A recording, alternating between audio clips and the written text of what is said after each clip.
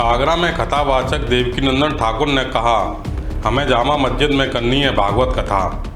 बोले, ज्ञानवापी मतलब शिव का मंदिर। कांग्रेस नेता द्वारा हैदराबाद की चार मीनार को खोलने और उसमें नमाज पढ़ने की मांगी गई इजाज़त को लेकर देवकीनंदन ठाकुर ने एक प्रेस वार्ता में कहा कि यदि नमाज की अनुमति दी गई तो हम भी जामा मस्जिद में भागवत कथा कराने की मांग करेंगे।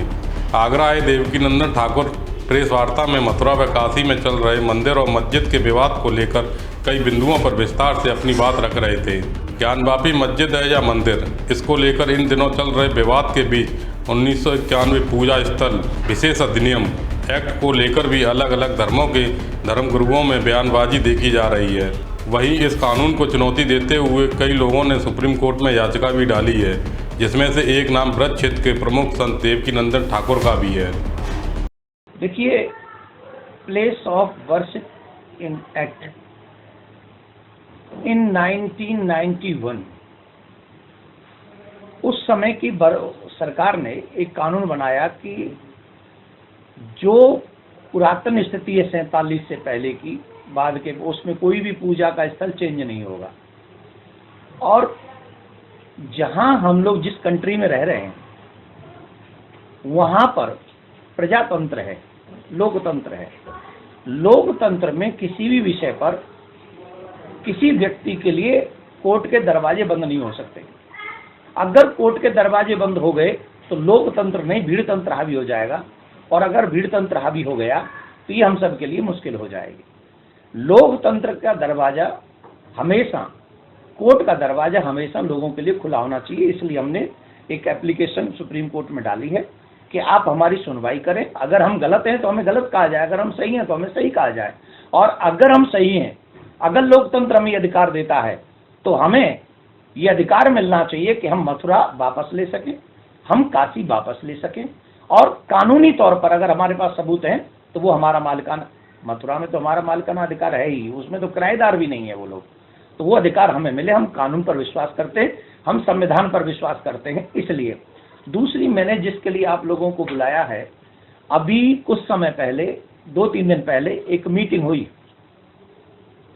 उसमें अन्य समुदाय के धर्मगुरु एकत्रित हुए और वहां पर उन सब के हेड ने एक मैसेज दिया कि जिन लोगों को हमसे तकलीफ है वो ये देश छोड़कर कहीं और चले जाएं। मैं ये जानना चाहता हूं, क्या ये धर्मगुरुओं का मैसेज है?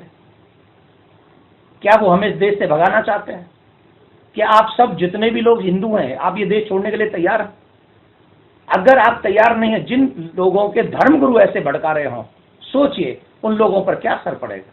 उनको कहना चाहिए था कि हमें इस मुद्दे पर बात नहीं करनी, हमें इस मुद्दे पे बात करनी है कि हमारे बच्चों के हाथ में किताब कैसे आएगी, हमारे बच्चों के हाथ में कंप्यूटर कैसे आएगा, हमारे बच्चे डॉक्टर कैसे बनेंगे, इंजीनियर कैसे बनेंगे, हमारे बच्चे इस देश के भविष्य को और आगे बढ़ाने में कैसे। नहीं, उन्होंने ये सब बातें नहीं की, और यही मेरा दुख है, यही मेरा कष्ट है। जिस धर्म के धर्मगुरु ये हमें धमका रहे हो वहां से कि तुम ये देश छोड़ के कहीं और चले जाओ, अरे भाई वो लोग छोड़ के जाएंगे तो उनके पास में तो 56 कंट्री है। अब आप ही लोग बताइए, हम लोग छोड़ के जाएंगे तो हमारे पास कौन सी कंट्री है? हम कौन सी कंट्री में जाएंगे? हमें कौन संभालेगा? 100 करोड़ लोगों को कौन इन्वॉल्व करेगा अपनी कंट्री में? तो ये धमकी वाली बात है, वो भी आजाद देश में, ये बात अच्छी नहीं है, जिसके लिए हमने ये बात तमाम टीवी चैनलों पर ऑलरेडी बोली है। आगरा से आज मैं निकल रहा था तो मैंने कहा आगरा में आप सबको भी मैं ये बात करता हुआ चलूं।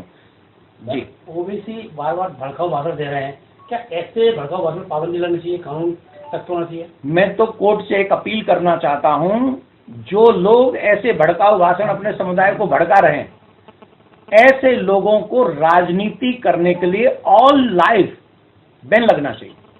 इन लोगों को पब्लिक लाइफ में रहना ही नहीं चाहिए, इनको सख्त सजा मिलनी चाहिए, जिससे ये पब्लिक को भड़काए नहीं, और पब्लिक को अगर ये भड़का देंगे तो हमारे देश का माहौल खराब होगा।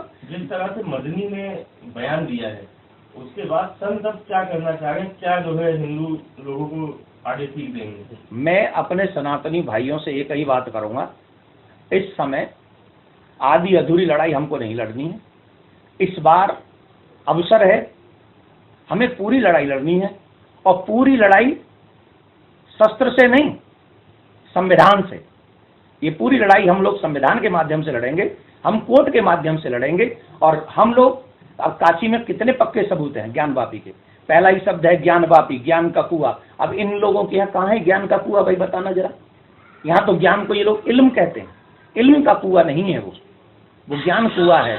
और अगर वो ज्ञान कुआं है तो हमें इस बात का ध्यान रखना होगा, उस शब्द से ही पता चल रहा है ज्ञान वापी में शिव का मंदिर है, वहां शिव विराजमान है।